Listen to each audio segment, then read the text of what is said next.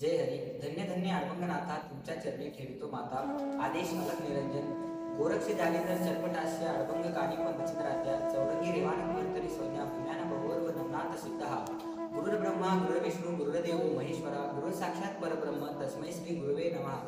जय हरी।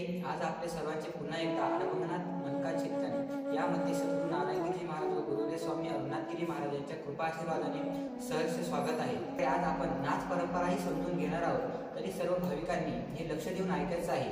नाथ संप्रदाय हा अतिश्रेष्ठ संप्रदाय आहे। नाथ संप्रदायाची कशी उत्पत्ती झाली, त्या ठिकाणी नवनाथांचा कसा जन्म झाला हे आज आपण या भागामध्ये ऐकणार आहोत। कारण की आदिनाथ शिव नाथ संप्रदाय दीक्षा मच्छिंद्रा गुरु दत्तात्रय मच्छिंद्रा शिष्य गोरक्षनाथा ओम चैतन्य अडबंगनाथा या जी मनकेतील ओवी आहे ती खूप सुंदर ओवी आहे। या 4थ्या क्रमांकाच्या ओवीमध्ये आपण हा नाथ संप्रदायाचं महत्त्व आज समजून घेणार आहोत। नाथ संप्रदायामध्ये सर्वप्रथम आद्य ते असतील ते म्हणजे भगवान शिव शंकर आहे। त्यांच्यापासूनच नाथ संप्रदायाची सुरुवात झालेली आहे आणि त्या नाथ संप्रदायाला सद्गुरू दत्तात्रय यांची दीक्षा आहे। आणि त्यातील सर्वात प्रथम जे नाथ आहे ते म्हणजे मच्छिंद्रनाथ आहे। म्हणजे नवनाथाची स्थापना कशी झाली, तर जेव्हा कलियुग सुरुवात होणार होती, म्हणजे द्वापारयुग संपता कलियुग येईल केव्हा आता द्वारकाधीश करीत असे चिंता कैसा आता धर्मरक्षावा या ओवीप्रमाणे आणि द्वापारयुग संपत होते आणि कलियुगात प्रारंभ होणार होता, तेव्हा द्वारकाधीश श्रीकृष्णाला चिंता पडली की आता तर हा कलियुग आता सुरू होणार आहे, द्वापारयुग संपत आलेला आहे आणि या द्वापारयुग संपल्यानंतर या कलियुगामध्ये सगळीकडे फक्त हाहाकार माजणार आहे। त्या ठिकाणी भगवंताची भक्ती करण्यासाठी कोणी तयार होणार नाही, सगळीकडे फक्त भांडण तंटण चालू होणार आहे। तर या कलियुगामध्ये आता आपला धर्म कसा रक्षायचा याची चिंता श्रीकृष्णांना पडली।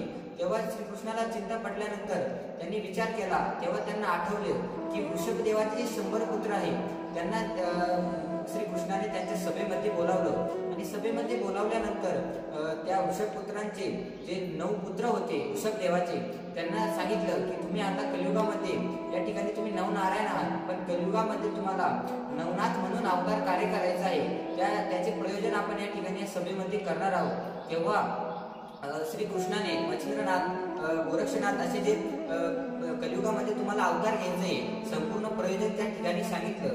म्हणजे जे नवनाथ आहे, नवनाथ आणि 84 सिद्ध या नवनाथांनी संपूर्ण कलियुगामध्ये जनसामान्यांना योग्य दिशा दाखवून त्यांचा उद्धार करण्याचं कार्य केलेलं आहे। तेव्हा श्रीकृष्ण म्हणाले की तुम्हाला कलियुगामध्ये अवतार घ्यायचा आहे, तर कोण कशा प्रकारे अवतार घेणार आहे, तर ते मी तुम्हाला आता सांगतो आहे की कवी नारायण हे मच्छिंद्रनाथ होणार आहे, हरिनारायण हे गोरक्षनाथ होतील, अंतरिक्ष नारायण जालेंद्रनाथ होतील, प्रबुद्ध नारायण कानिपनाथ होतील, पिप्पलायन नारायण हे चरपटीनाथ होणार आहे, अभिहोत्रान नारायण नागेशनाथ होणार आहे, धूमिल नारायण हे भर्तरीनाथ होतील, चमस नारायण रेवणनाथ होतील, करभंजन नारायण बहिणीनाथ होतील आणि अग्निनारायण हे अडबंगनाथ होणार आहे। अशा प्रकारे तुम्हा सर्वांना त्या ठिकाणी कलियुगामध्ये नवनाथ म्हणून अवतार घ्यायचा आहे आणि आम्हीही तुमच्या मागेच जेव्हा अवतार कार्य सुरू होईल तेव्हा आम्ही सर्व साधू संतांच्या रूपाने त्या ठिकाणी अवतार घेणार आहोत। मी भगवंताने श्रीकृष्णाने सांगितलं की तुम्ही त्या ठिकाणी अवतार घेतल्यानंतर आमच्याही अवताराचं प्रयोजन त्या ठिकाणी झालेलं आहे।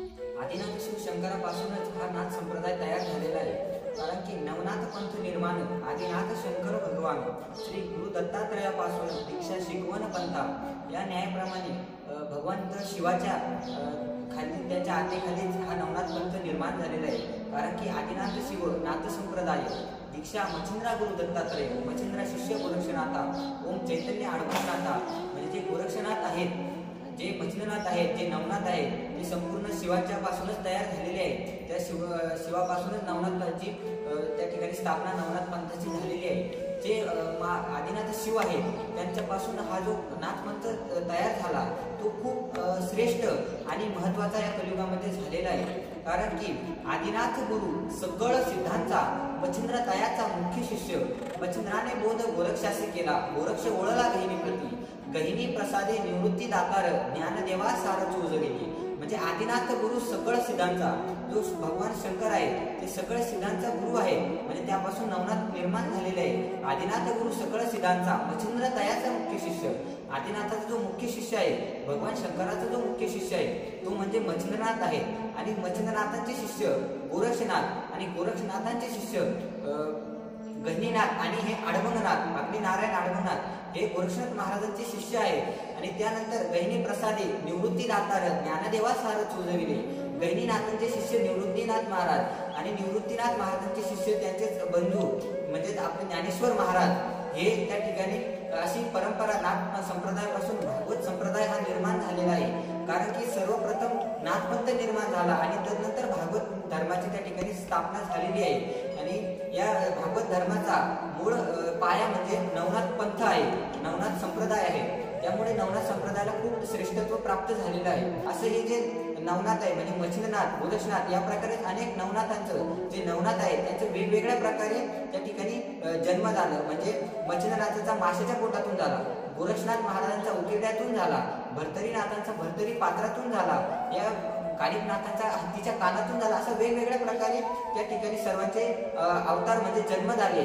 आणि अडबंगनाथ हे एकच असे संत आहेत जे नवनाथ आहे की त्यांचा जन्म आईच्या उदरामधून झालेला आहे. म्हणून अडबंगनाथांचं खूप महत्व या ठिकाणी आपल्याला आहे आणि अडबंगनाथांचा आशीर्वादही आपल्या सर्वांवर आहे. या भागामध्ये नाथ संप्रदायाचं महत्व आणि नाथ संप्रदाय कसा निर्माण झाला हे या ठिकाणी ऐकलं. अशीच अनेक वेगवेगळी माहिती आपण या अडबंगनाथ मनका चिंतन भागामध्ये ऐकणार आहोत. अशीच पुढील वेगवेगळी माहिती ऐकण्यासाठी आपण या ठिकाणी अडबंगनाथ दर्शन या युट्यूब चॅनलला सबस्क्राईब करायचं आहे आणि पुढे शेअर करायचं आहे. आणि पुढील भागामध्ये अनेक आपण या ठिकाणी पुढील मुद्दा ऐकणार आहोत. तोपर्यंत सर्व भाविकांना जय हरी, जय अडबंगनाथ, अलख निरंजन आदेश.